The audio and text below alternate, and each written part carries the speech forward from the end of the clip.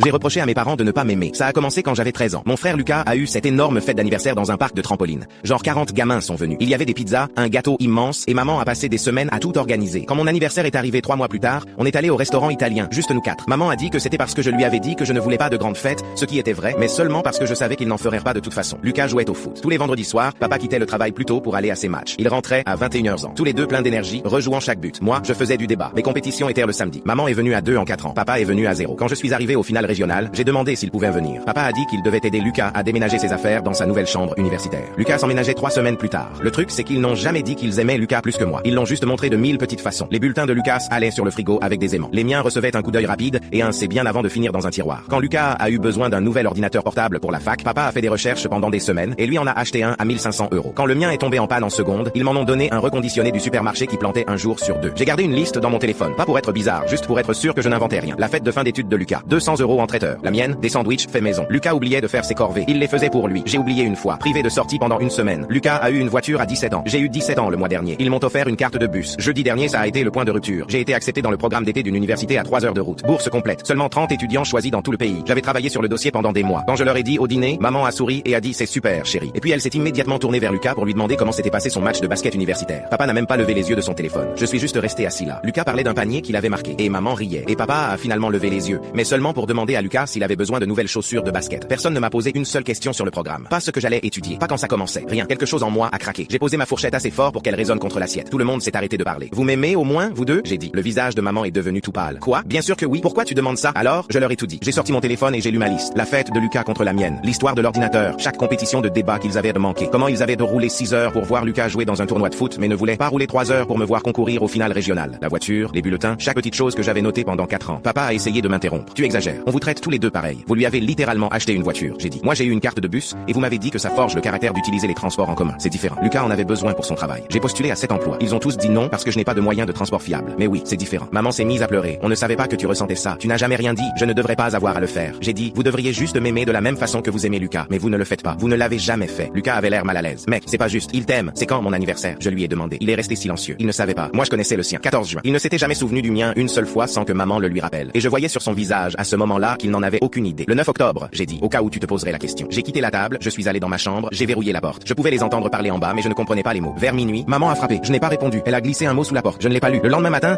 il y avait une enveloppe sur le comptoir de la cuisine avec mon nom dessus. À l'intérieur, il y avait un chèque de 1500 € et un mot de papa pour une voiture. On est désolé. On aurait dû faire mieux. Maman avait préparé mon petit déjeuner préféré, des pancakes aux pépites de chocolat. Elle ne les faisait que pour les occasions spéciales et elle en avait fait une énorme pile. Ils étaient tous les deux assis à table quand je suis descendu. Papa avait l'air de ne pas avoir dormi. On veut tout savoir sur ton programme, il a dit.